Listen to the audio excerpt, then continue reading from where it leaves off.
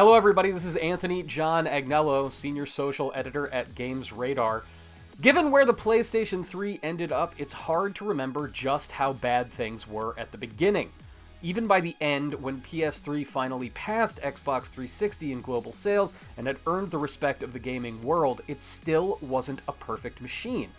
Any PS3 owner knows about these 10 issues especially well. Interminably long install times. Many PlayStation 3 games, especially cross-platform games, required mandatory data installations that could be dozens of gigs in size. Capcom told Devil May Cry 4 players to go make a sandwich while waiting for that game's 21-minute installation to finish. You go make a sandwich, PS3! Inferior versions of cross-platform games. The disparity between Xbox 360 and PS3 versions of games could be dramatic. The Orange Box, the package with the original Portal, Half-Life 2, and Team Fortress 2, barely ran on PS3 at all without constantly crashing back in 2007. And the Elder Scrolls V Skyrim's dragons? They flew backwards on PS3! They flew backwards!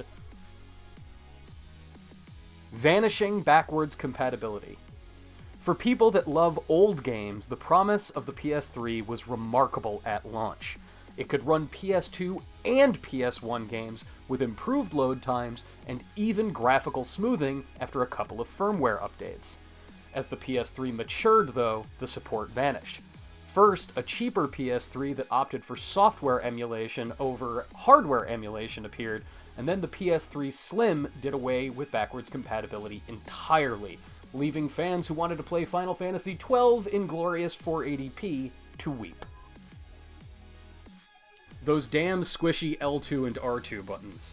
The DualShock 4 is a wonderful controller thanks in part to its flat, comfortably concave L2 and R2 buttons. It just feels good in the hand. DualShock 3's triggers felt like something was broken. The smooth, bulbous triggers jutting out of the controller felt nastily soft like a loose tooth, made even worse in every shooter like Uncharted ever released on the system. Think we're exaggerating? There's still a market for trigger covers for PlayStation 3 controllers. Forced 6-axis functionality. Squishy triggers or not, the DualShock 3 was better than what the PS3 launched with. The 6-axis looked like a PlayStation controller, but it felt like a cheap piece of lightweight plastic that could have flown out of your hand, and its motion controls were just the worst. Abominations like the dragon-riding shooter Lair were just the tip of the iceberg in the early years of PS3, with 6-axis controls popping up in games like Uncharted where they weren't welcome or needed. PlayStation Home creeps. Sony's take on a second lifestyle social network, PlayStation Home was like a technological, cultural biodome. It made money. It was also super weird in there, with anyone appearing with a female avatar almost immediately getting verbally or physically, in the form of avatar dance no less, accosted. The market for paid goods in Home came to reflect this hypersexual atmosphere.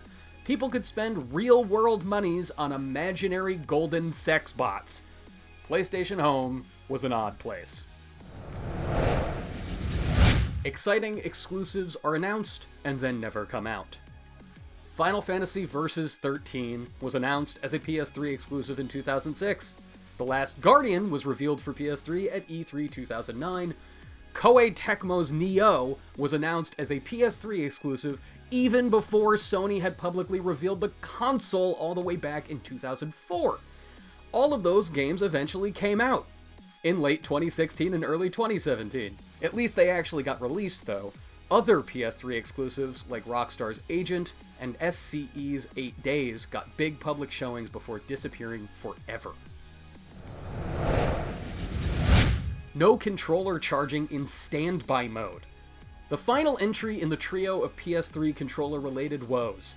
The 6-axis and DualShock 3 finally brought wireless controllers to the PlayStation world. Great. Super.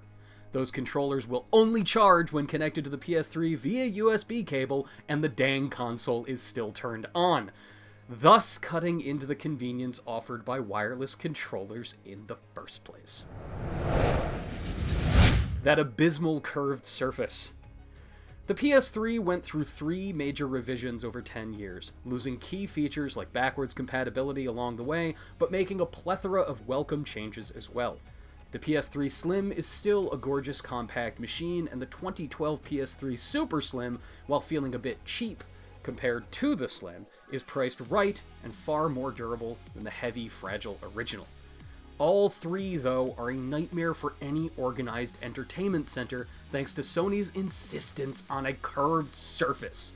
Want to slot that PS3 into a tight nook on your TV stand? Too bad, son! The possibility of backwards compatibility for PS3 games on future PlayStation consoles. This is the one that stings the most. The PS3's unique architecture, a multi-core processor called Cell, was powerful, but is especially incompatible with PC architecture. As a result, even creating an emulation environment to run PS3 games, like the Xbox One does with Xbox 360 games, is incredibly difficult, if not impossible. If you enjoyed this feature and want more just like it, follow GamesRadar at youtube.com/GamesRadar.